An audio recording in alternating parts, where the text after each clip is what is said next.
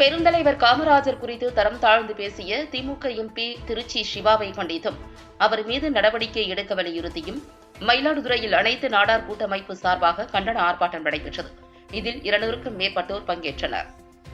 சமீபத்தில் நிகழ்ச்சி ஒன்றில் பேசிய திமுக துணை பொதுச் செயலாளர் திருச்சி சிவா எம்பி பெருந்தலைவர் காமராஜர் பற்றி சர்ச்சைக்குரிய சில கருத்துக்களை தெரிவித்திருந்தார். இதற்கு பல்வேறு தரப்பினர் கண்டனம் தெரிவித்துள்ள நிலையில் மயிலாடுதுறையில் அனைத்து நாடார் கூட்டமைப்பு மற்றும் மாயூரம் நாடார் உறவின் முறை தர்ம பரிபாலன சங்கம் சார்பில் பேருந்து நிலையம் அருகில் கண்டன ஆர்ப்பாட்டம் நடைபெற்றது.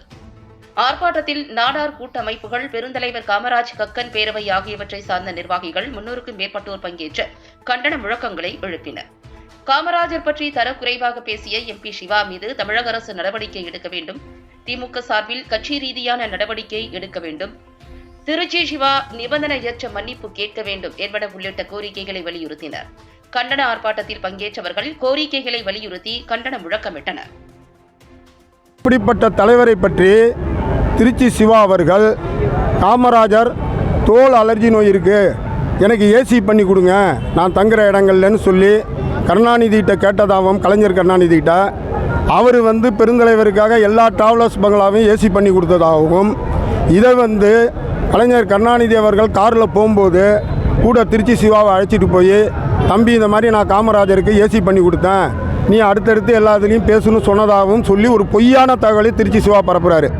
இது பெரிய அயோக்கியத்தனம். என்னன்னு கேட்டிங்கன்னா, இதை உண்மைன்னு நிரூபிக்கிறதுக்கு சொன்ன கலைஞர் கருணாநிதி அவர்களும் இல்லை, நமது பாரத பெருந்தலைவர் காமராஜர் அவர்களும் இல்லை. இந்த தகவலை யார்கிட்ட போய் நம்ம உண்மைன்னு தெரிஞ்சிக்க முடியும்? இது காமராஜர் எப்படி வாழ்ந்தாருங்கிறத வச்சே இது உண்மை இல்லை பொய்ங்கிறத நம்ம தெரிஞ்சிக்க வேண்டியிருக்கு.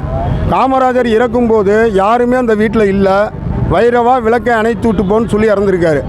இவர் இறக்கும் தருவாயில் கருணாநிதி அவரோட கையை பிடிச்சிக்கிட்டு இந்த நாட்டையும் தேசத்தையும் நீ தான் காவந்து பண்ணணும்னு சொல்லி விட்டுட்டு போனதாக சொல்கிறாரு. இது எவ்வளோ பெரிய அயோக்கியத்தனம்! இது ஒரு சின்ன பிள்ளையை கேட்டால் கூட இது தவறுன்னு சொல்லும். இவ்வளோ பெரிய தவறை சொல்லிவிட்டு நாடார் சமுதாயத்தை இழிவுபடுத்துகிற மாதிரி திருச்சி சிவா பேசுகிறாரு.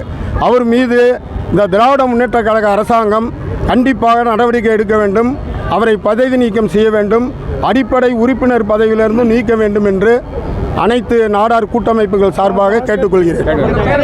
என் ரவீந்திரன். செல்வ பெருந்தொகை இல்லைங்க, அவர் செல்வ பெருந்தொகை. ஏகப்பட்ட காசு அங்கங்கே வாங்கிட்டு ஊரில் உள்ள கட்சியிலேருந்துலாம் வந்திருக்காரு. அவர் என்னங்க இந்த பிரச்சனைக்கு முற்றுப்புள்ளி வைக்கிறது? நாங்கள் வைக்கணுங்க முற்றுப்புள்ளி, அவர் வைக்கக்கூடாதுங்க. முற்றுப்புள்ளி வச்சா மன்னிப்பு கேட்டிருக்கணும், இல்லை விஷயத்தை முடிச்சிருக்கணும். அது இல்லாமல் முற்றுப்புள்ளி வச்சாச்சுன்னா என்ன முற்றுப்புள்ளி சொல்லணும்ல? முற்றுப்புள்ளின்னு சொல்லியாச்சுன்னா முடிஞ்சு போச்சா? ஒரு பிரச்சனையை நீங்களாக கிளப்பி விட்ருவீங்க, அப்புறம் நாங்கள் முற்றுப்புள்ளி வச்சுட்டோன்னு நீங்களாக முடிச்சுட்டு போனால் அப்போ நாங்களாம் நாடார் சமுதாயம்லாம் கேட்டுக்கிட்டு சும்மா உட்காந்துருப்போமா? முற்றுப்புள்ளி யார் வைக்கிறது? நாங்கள் சொல்லணும், நாடார் சமுதாயம் சொல்லணும், இந்த பிரச்சனை முடிஞ்சு போச்சு பேசாதீங்கன்னு. இன்றைக்கி வரைக்கும் திருச்சி சிவா என்ன செஞ்சுருக்காரு? கலைஞர் சிலை மேலே தார் ஊசுனவங்கள 1 மணி நேரத்தில் கைது பண்ணி உள்ளே போட்டாங்களா இல்லையா? அது தப்பு தானே? இது நாங்களும் தப்புன்னு ஒத்துக்கிறோம். நீ எவ்வளோ பெரிய தப்பான வார்த்தை உபயோகப்படுத்திருக்க, கொஞ்சம் கூட உண்மை இல்லாத வார்த்தை. இந்த வார்த்தைக்கு ஒரு மன்னிப்பு தான் உங்களை கேட்க சொல்கிறோம். இந்த மன்னிப்பே கேட்காம முற்றுப்புள்ளி வச்சாச்சுன்னு எப்படி சொல்கிறீங்க நீங்கள்?